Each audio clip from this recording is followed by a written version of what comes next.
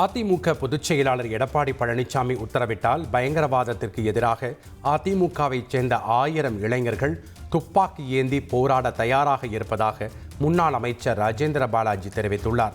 சிவகாசியில் நடைபெற்ற அதிமுக நிர்வாகிகள் ஆலோசனை கூட்டத்தில் பங்கேற்று பேசிய அவர், பயங்கரவாதத்திற்கு எதிரான இந்த யுத்தத்தில் அதிமுகவின் பங்கு நிச்சயம் இருக்கும் என்றும், தேசத்தின் மீது பற்று கொண்ட அதிமுக இளைஞர்கள் போர்க்களத்திற்கு செல்ல தயாராக இருப்பதாகவும் கூறினார்.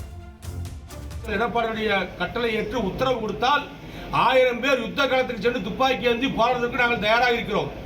போர்க்களத்தில் துணை உதவி செய்வதற்கும் 10 நாள் இடைப்பட்ட துப்பாக்கி பரிசு எடுத்து போர்க்களத்தில் பணியாற்றுவதற்கும் 1000 இளைஞர்கள் எனது தலைமையிலே போர்க்களத்தில் செல்வதற்கு நாங்கள் தயாராக இருக்கிறோம்.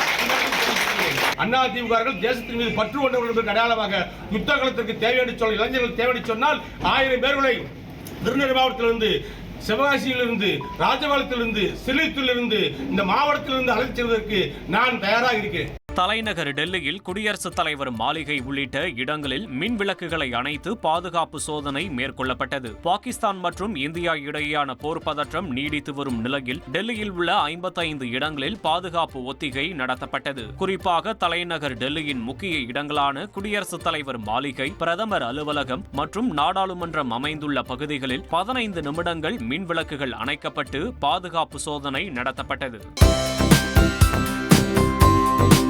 தந்தி டிவியை உங்கள் கேபிள் டிவி ஆபரேட்டரிடம் இலவசமாக கேட்டு பெறுங்கள்.